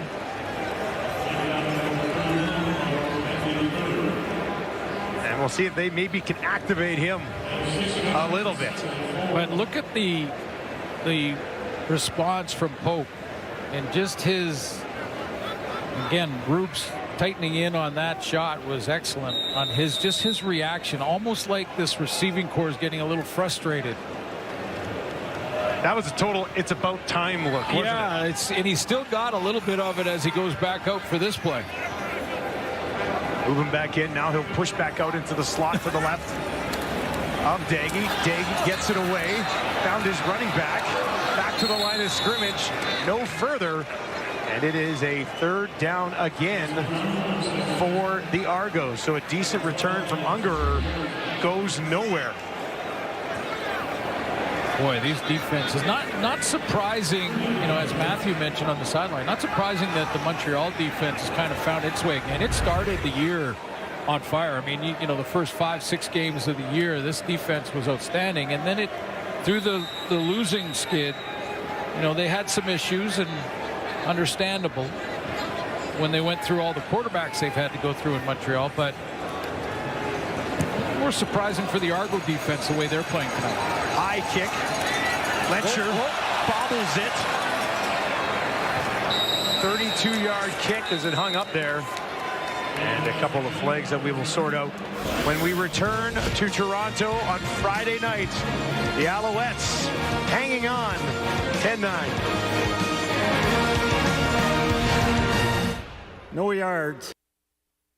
The NFL season is back, and TSN has your front row seat to the biggest matchups all season long. Get a 4-month pass for just $69.99. Subscribe now at tsn.ca/subscribe/NFL. That offer will end September 30th, so don't waste any time. Terms do apply. Bob Ethel-Thompson, 14 of 25, 173 yards, touchdown, and 3 interceptions in this one. He'll start this drive with him throwing a deep one down the field, drops it in there, flag flies. Did Sneed hang on as well? I think he caught it anyway. Oh, what a catch from Tyler Sneed. In the break, I looked down on the sideline, and James Morgan was warming up. Defensive pass interference. Toronto, that penalty's declined. The result of the play is a catch. They put Sneed, nothing fancy about the route, just straight go ball, and up over the shoulder in a perfect throw to Sneed, who hangs on despite the interference by Benji Franklin. All of a sudden, a sense of urgency from McLeod Bethel-Thompson on that throw. You don't see Sneed on those ones very often. He's more of a over-the-middle, underneath type of guy, but wow, he did a great job hauling that one in. Well, they moved him out. Yeah, he's usually in the slot. Yeah. I mean, they moved him out to wide out for this one play, and the Argos didn't try to match up in any way, shape, or form. They just left their field corner or boundary corner out there in Benji Franklin. But tough to defend a ball that's thrown that well. Third catch of the game for Sneed. He's got 63 yards after an incompletion. 2nd and 10. Ethel-Thompson down the field looking for Rambo. And Rambo goes down. No flags anywhere on that one, and it falls incomplete. Watching that live, I think it's a good decision by the official. because, yeah, there was contact, and, yeah, they were both going down. Rambo on the inside there, he's going to run basically a wheel route. And Bratton is in coverage, and they both kind of slide and go down. Rambo went down on his own, and I think the official looking at it said that wasn't catchable anyway. The ball bounced well out of bounds. Now, is there going to be a challenge? I think Jason Moss is going to challenge this, though. Montreal is challenging defensive pass interference on their receiver number 14. The play will be reviewed. We'll looked like Rambo was trying to sell it a little bit, though, wasn't it? Like, yeah, you said it. There was contact. Yeah, they were both fading together to try and track the football. And, you know, I think pass interference is when you impede the receiver to try and track. You see up at the top left of your screen, it almost looked like he went down on his own. And I know there's a whole bunch of offense. So, as you said, Soups, there was some initial contact. Yeah, we're not denying that. Right there. And then a little push. Yeah. A little push. Okay. I think it was helped by Rambo. And where did the ball bounce? Just outside the 10. What out of bounds? It's an interesting one. Big challenge from Jason Moss. Is he going to win it? Let's find out. Upon review by the replay center, defensive pass interference. Toronto number 9. The ball will be placed. And automatic first down. Oh, great challenge from Jason Moss.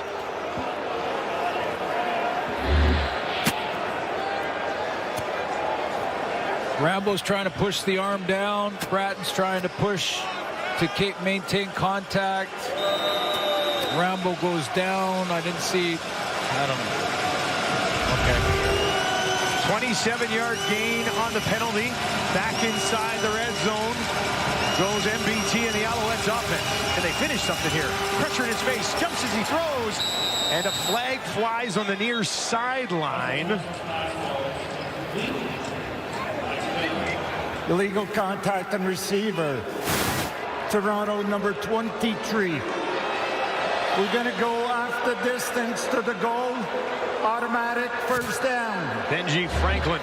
Well, Franklin's going to make an argument here from Rambo. He's going to step up here and that he's in the 5-yard zone.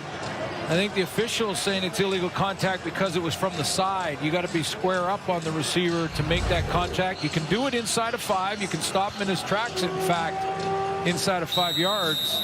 But you have to be square up. And I think that was from the side, and that's why that call and that flag came out. Dinwiddie won't challenge that one.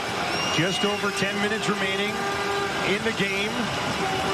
First and goal from the Toronto 8. They'll hand it off. Stevie Scott trying to push ahead, and he's held onto and taken down by Anthony Lanier. That's a big pass interference call. Big in a 1-point game. That's been a defensive battle. Put the ball inside the 10. Tackle from Lanier. There wasn't much defensive help in behind him, and Stevie Scott got by. Try it again. Second and goal. The Argo 5. Rambo. Sneed. Slide over in the slot to the right for MBT. Looks in that direction. Throws in that direction. Drops it in there. Touchdown. Tyler Sneed. And the Alouettes extend their lead to 7.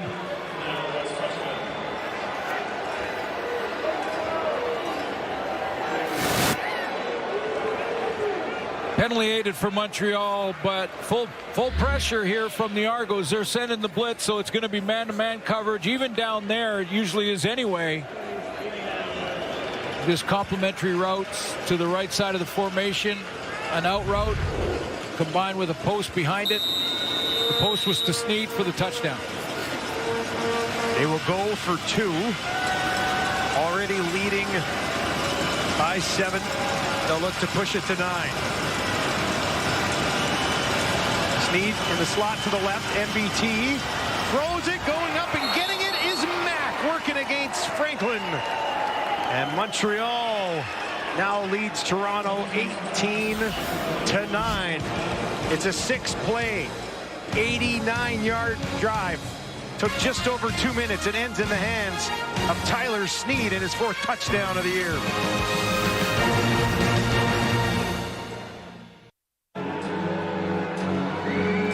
Friday night coming up at 9:30 Eastern on TSN3. Vernon Adams Jr. facing his former team for the very first time. It is the Lions at the Stampeders coming up next.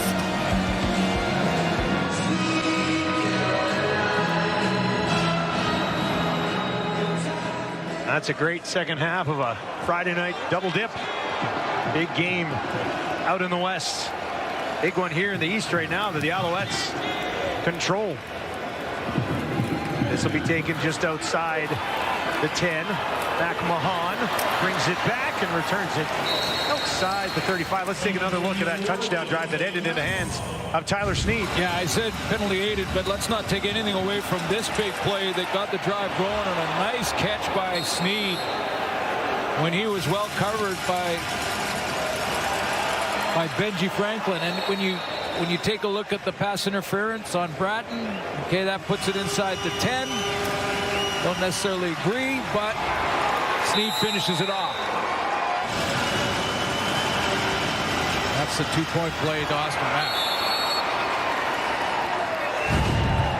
So now a Toronto offense that has only generated 3 field goals in this game has to find a way to get something going, trailing by 9. And an injured Alouette down on the field. That's Lorenzo Burns. Yeah, that's big. He's up and walking off.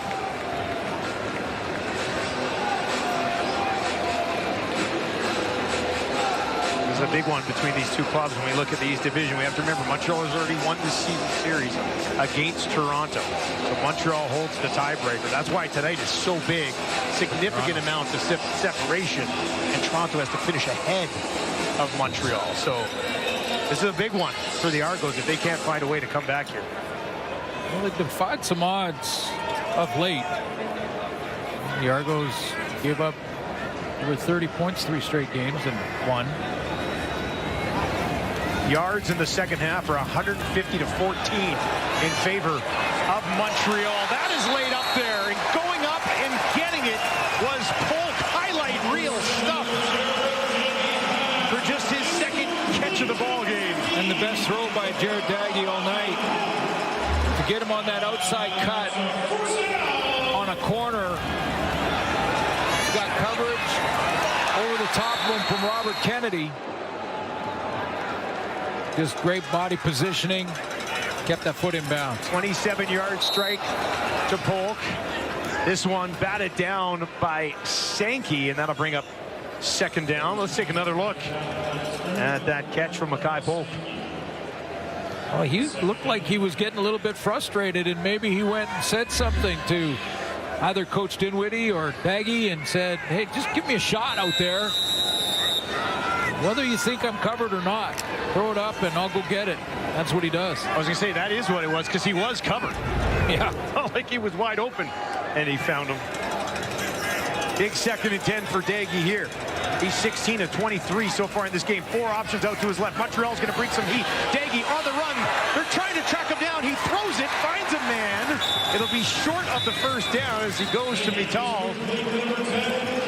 Pretty good spot, Argo spot here. That is a pretty good Argo spot. I was going to say it looked like Mittal had it around the 40, but they're going to be at the 38. Montreal.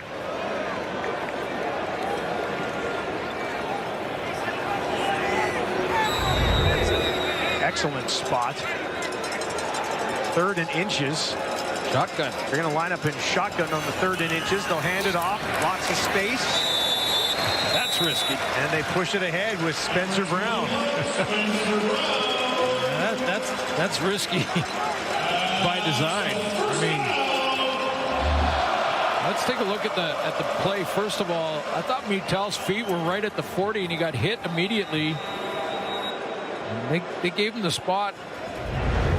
Yeah, that was like 2 yards ahead. Daggy gets this one away.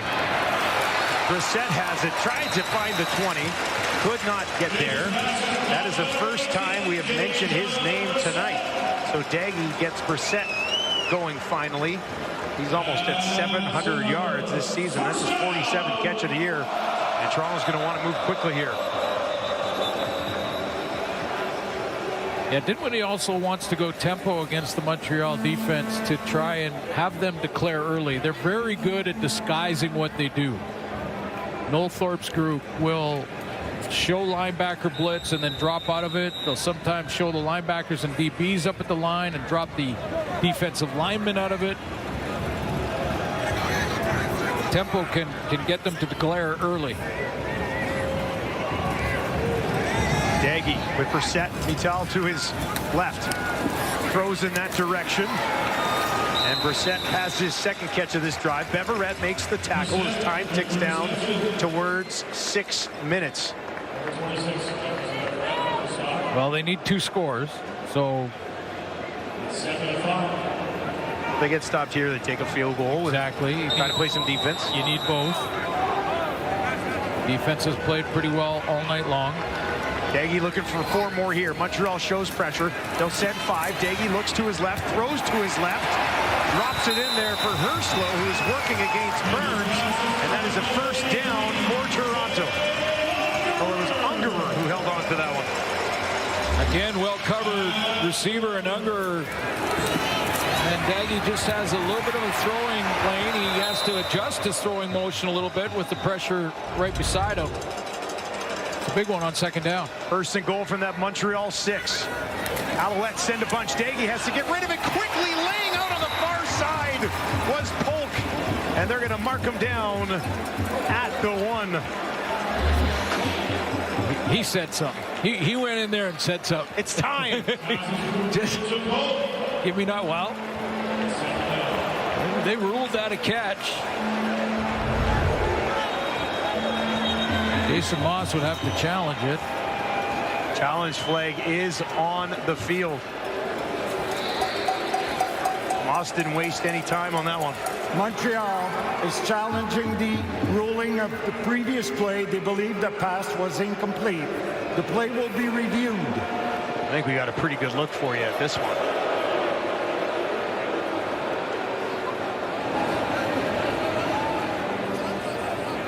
Daggy saw that heat coming, got rid of it quickly, laid it out there for Polk, who had to go get it. Let's give you a couple looks at what's being challenged right now.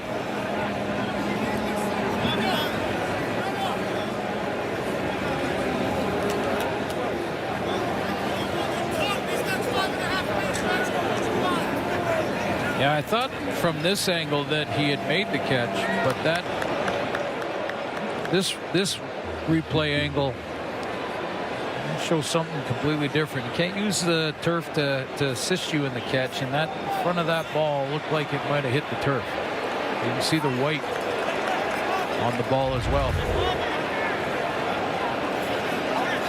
It might have been assisted by the ground. Mackay Polk's telling us a lot by his expression tonight. All right, let's find out what the ruling is. Upon review by the replay center, the ruling of the field is overturned to an incomplete pass. It will be second down. Argo fans not happy. Oh, I think they got this call right, though. He has it there, but he has to survive the ground, keep it off the turf. I mean, there's evidence on the ball. A little bit of a twist maybe there as he landed. So they'll go second and goal from the Montreal 6. Can Daggy find a way to finish? He's got trips down to the right. Now they'll bring a man around. That's Grant. Pressure in his face. Daggy on the run. Throws to the end zone. Wide open. Who else? Herslow got it again. 6 games in a row. And Toronto has life with just over 5 to play. Didn't catch the number live, but there was one Montreal Alouette defender that had a chance to cut this this play off on the reverse and the bootleg out of there. See all the misdirection. Here's the bootleg. I think it was Najee Murray who had a chance at contain and just took a bit of a bad angle inside, and Murray got caught. Good job, Eric. Daigie got outside and found Herschel. Aroulahu knocks it through, and we've got a 2-point game at BMO. A 9-play, 75-yard drive that took exactly 4 minutes. And it's the 9th touchdown of the year for Jake Herslow. Daigie's fired up. 2 touchdowns in each of the last 3 games. Jake Herslow is trying to tell his young quarterback on this crossing road, hey, hey, hey, hey, I'm open. Adds to that total. That's 9 on the season. You saw Mackay Polk in the background behind him going, I'm open too. I'm open too. Oh, onside. Onside kick. Bobbled. And we'll be looking for a ruling on this one. And it will be Montreal ball. Aroulahu has his hands on his head. Well, let's see the quick kick. I'm not sure if this was... We'll take a look at the kick here. Arouahu's just kind of, nothing to see here, folks.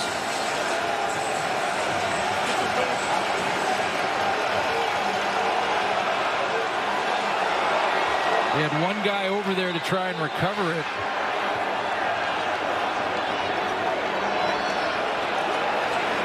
Did go 10, but I think the problem was when Edouard got a hand on it, but last touch there.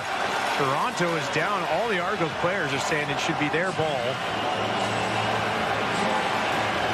And they're furious because they're saying...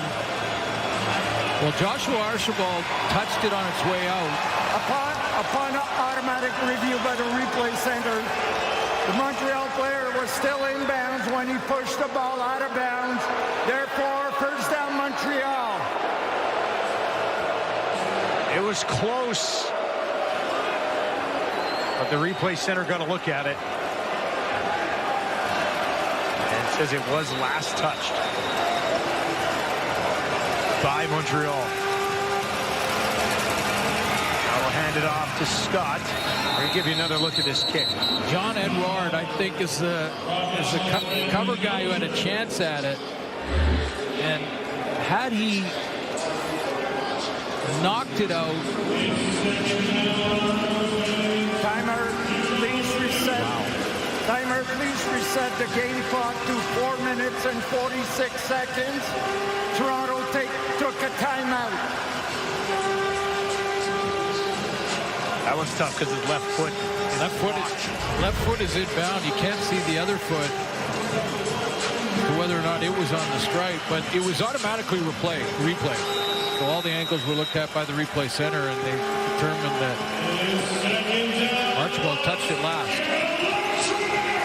But had Edouard tried to bat it instead of recover it. Yeah, because it came right towards him. Right to him. Off his arm, right? Interesting decision. Unable to execute. MBT down the field. Philpott saying he was held on to. Now a flag does come out late, but there's another flag at the beginning of the play as well. I think we have 2 different things to sort out this time.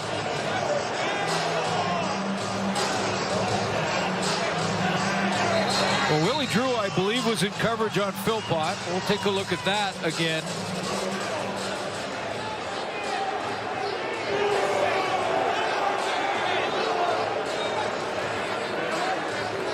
There are 2 fouls on the play.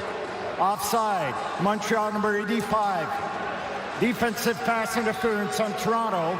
We're going to go up 5 and replay the down.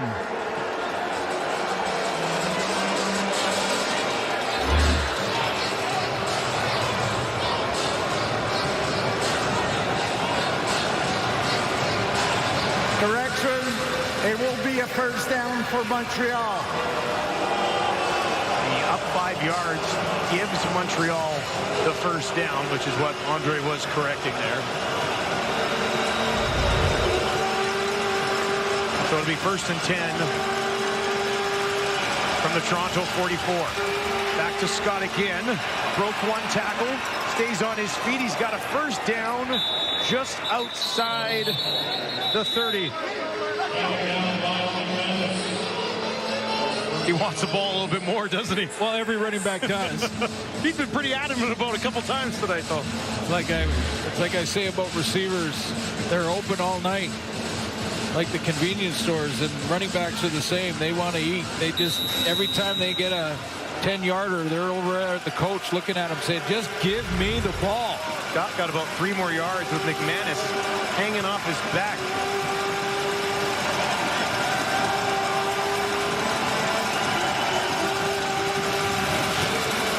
Hand it off again. Scott trying to push it ahead. Decent pickup on first down as that clock ticks down towards 3.5 minutes. Interesting decision by Ryan Dinwiddie to go for that trick onside play with that much time left. And your defense have been playing pretty well. I mean, he could have kicked it deep, played deep, got the ball back. Well, I'm not giving him an alibi, and I'm sure that a lot of people will talk about that as to whether or not that was a good or bad decision, but the element of surprise was certainly part of that. It wasn't like we're lining up for an onside, put your hands team out there, and this is what we're going to do with 4.5, 5 minutes to go. Might even been 6. Argo said 5. MBT trying to stay in the pocket. And he's able to dump it off to Sibasu. Got about half of what they needed, and that takes us inside 3 minutes at BMO. It's the Alouettes with the ball and the lead.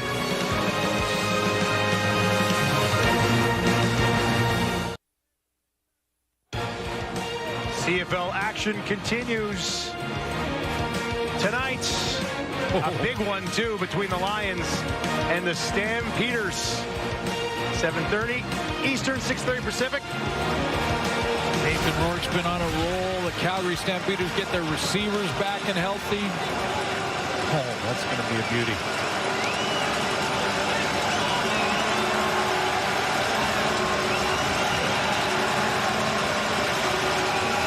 Maltos Diaz settles in, looking for the 5-point cushion, and he's got it.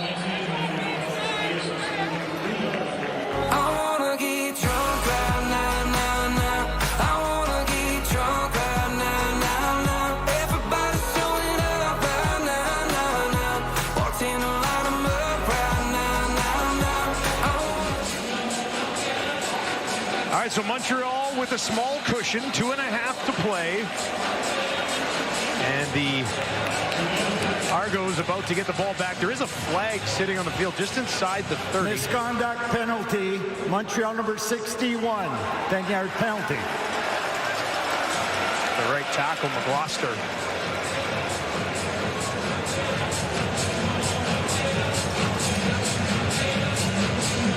Moss was very surprised with this. I think you saw him say, how long after the play was this? Yeah. A little bit of a scrum and some talking going on. There's McGloster. Saying something, there it is. Something he said. Officials, in fairness, the officials there, they were breaking them up and probably could have thrown a flag earlier. Let it go for a little bit. Let it go and just said, wait, stop, and then finally sits up.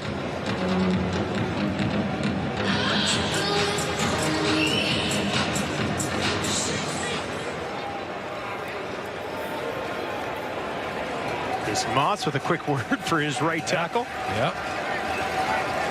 That is a ugly feeling.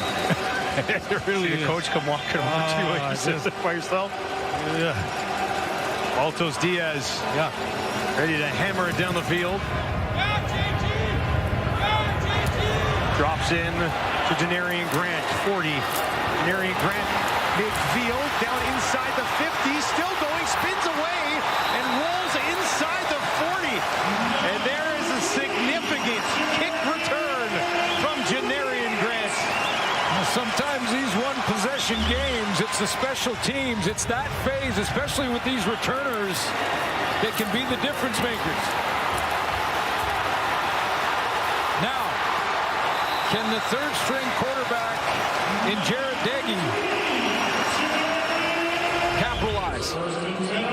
He did last week. Yes, he did. Led a game-winning drive last week. This is a 50-yard return. The drive starts on the Montreal 40, and Toronto certainly in business. They need a major. They'll clear everybody out. Daggy looks over the middle, throws over the middle, and that is broken up. Quick close on that ball from Najee Murray.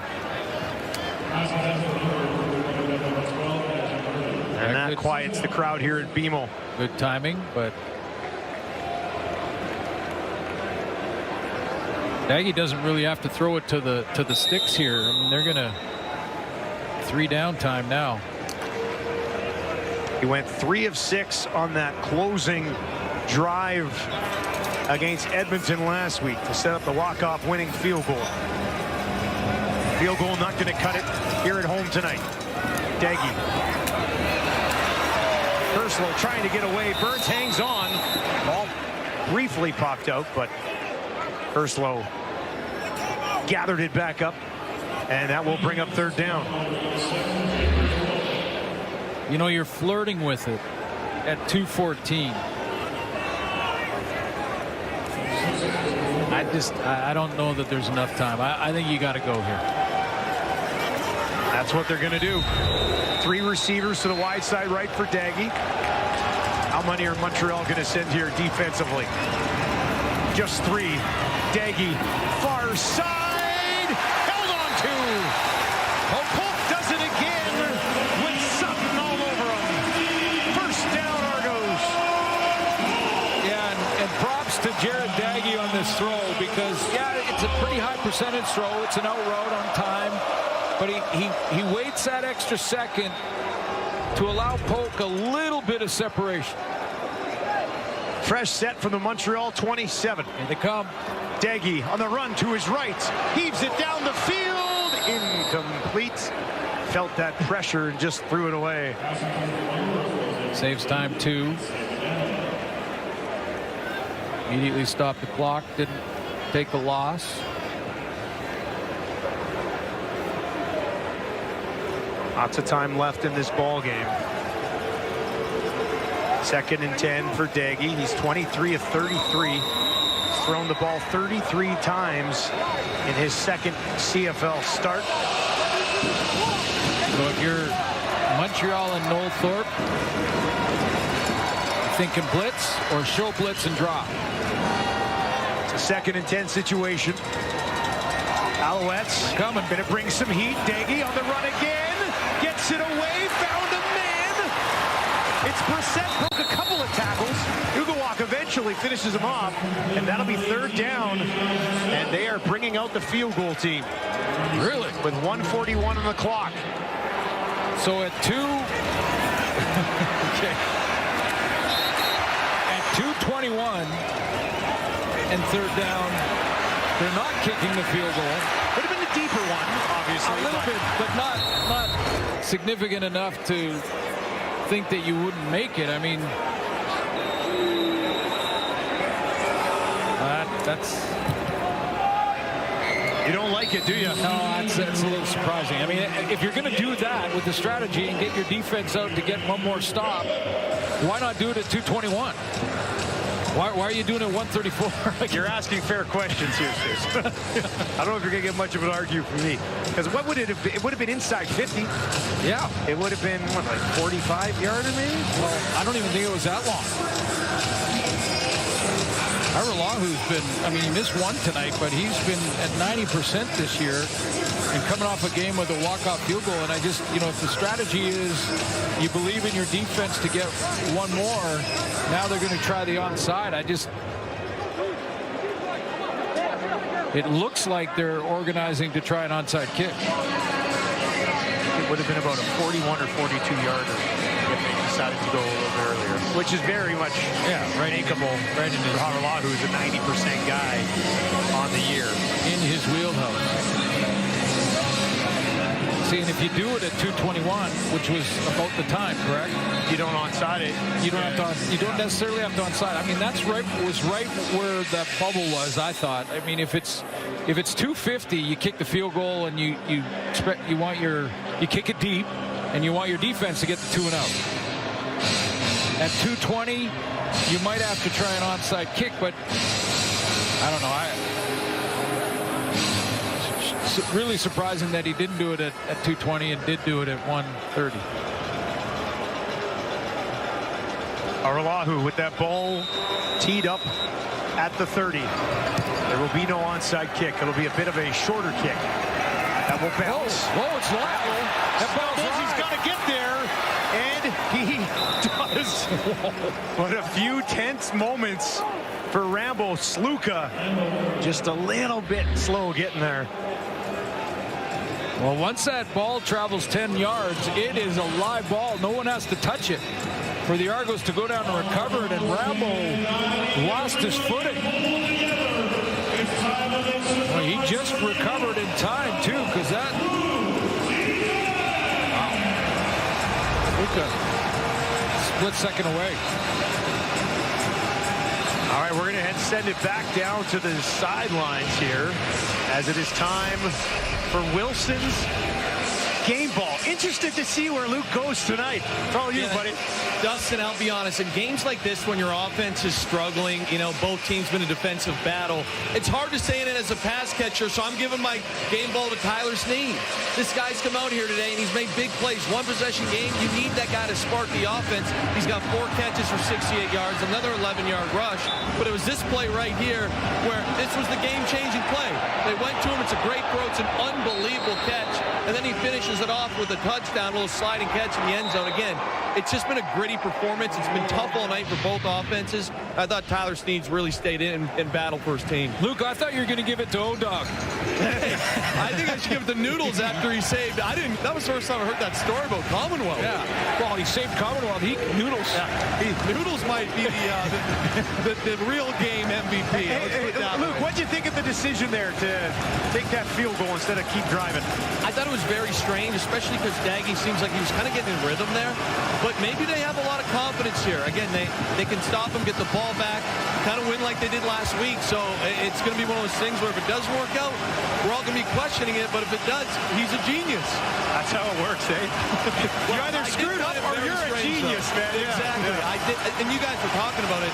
The idea that you wouldn't, go for it or kick it earlier into later on 3rd and 4. I thought there was no way they weren't going to go for that. So. Yeah, I thought after they passed that first one up, it was full go. 3 down the rest of the way. So, all right, well, let's settle in here. 93 seconds left. It still can work, by the way. A quick 2 and out. Oh, yeah. Toronto has 1 timeout. If it works on the game-winning field goal, I'll say, Dinwiddie's a genius. He's a genius. Let's see what happens. Their defense made some plays tonight. They're going to start it on the ground is Scott. And he pushes it ahead, fights hard, gets about 6 yards, and it'll be a 2nd and 4. 1:28 on the clock here. And a timeout has been called. Timeout, Toronto. So they burned their last one. Stop the clock. This will be an interesting play call. MBT has not necessarily been on tonight. I'm going to be checking where Tyson Philpott lines up, because he hasn't had the game that he had against Saskatchewan. But he is a primary target in these situations. Even on those sort of swing passes or bubble screens. Will Jared Daggy get one more shot? Here we go. Sideline, seeing if his defense can get him the ball back. Big 2nd and 4 right here. Stevie Scott stands in next. McLeod Bethel Thompson. Philpott at the top of your screen. MBT looks to his left. Now he's going to have to take off. He's in trouble. And he take it down. Argos defense gets it done. Derek Parrish gives them life.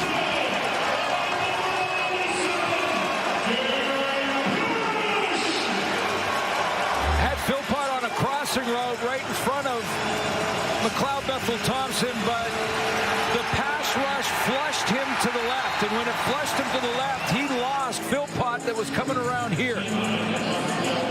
Looked like it was designed to hit him right around 5 or 6 yards and move the chains, but when he got flushed to the left, he lost Philpott. Parrish brings him down. 4th sack of the night for the Argos defense.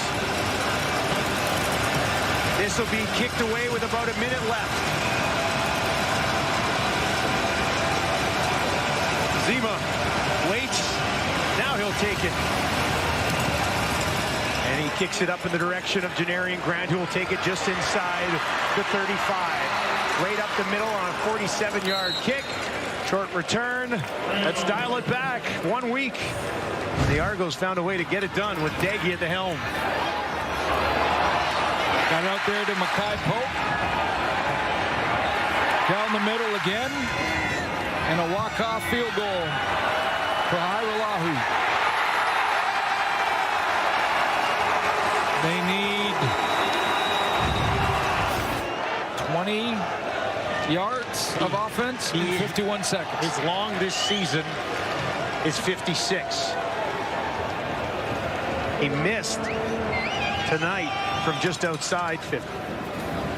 1st and 10 from their own 45. Daggy gets it away, drops it in there. Brissett working on Murray. He's not happy with the spot. He thought he got it. It's really close.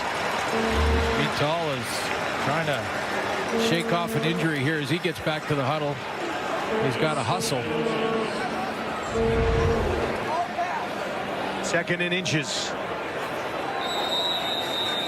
Clock will tick from 45 down. 3 options to the right. Montreal going to send a little bit of heat, and Daggy wants that one back. Just not good. Yeah, throws it in front of Vital, and now it's 3rd down. Well, they know they can get it, but the enemy is not getting the 1st down here. It's the clock. And now you know that was supposed to be just 1st down plus, closer to field goal range. Now the clock is the real issue. Vital has come out of the game. Janarian Grant in. Daggy is going to keep it himself, push ahead. That's a 1st down. Toronto got it. That took 3 seconds. But Toronto can't stop it with a timeout, so it'll be whistled in, and that clock will start. Both teams are allowed to make their substitutions. And Vital has come back into the game here for the Argos. He's in the slot. Unger at the bottom of your screen. Herslow up at the top. And they're going to hand it off into the hands of Spencer Brown, who takes it down just outside the 50. From the line of scrimmage to the holder where the ball is placed is 7 yards. This would be a 58-yard attempt. 2nd and 6. Daggy got to find some yards here. Montreal brings some heat right up the middle. Daggy gets it away. Intercepted. Taken away by Sutton. And it's over. The Alouettes defense locks it down. And Montreal will complete the sweep of the Argos. However, a flag does sit at midfield. Really late flag.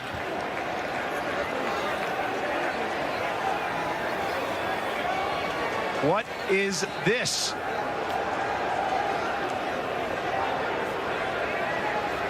After the interception, major foul, unnecessary roughness, Toronto number 51. 1st down, Montreal. Yeah, it had nothing to do with the play. It was well after the fact. Interception stands. Game over. No magic from Daggy tonight. Polk wanted a call. Well, here's Polk on the inside route. And he thought he got pulled. Dinwiddie does not have a timeout. Cloud Bethel-Thompson will have his 3rd win as the starting quarterback of the Alouettes this season. Give you another look at this. And that's the other thing. We didn't look to that he secured it. Little rub route, and Sutton comes up with a game-winning interception. Montreal Alouettes, they have a stranglehold on second in the East now. Yeah, just got a little bit of separation, and remember now not only have the season series with the Argos, but they have now swept the Argos and are looking at home field. Lots of football to be played, though. Well, it wasn't a pretty one tonight, but the Montreal Alouettes overcome 3 interceptions from McLeod Bethel-Thompson. Their defense steps up in a big way and comes away with a 21-19 victory in Toronto.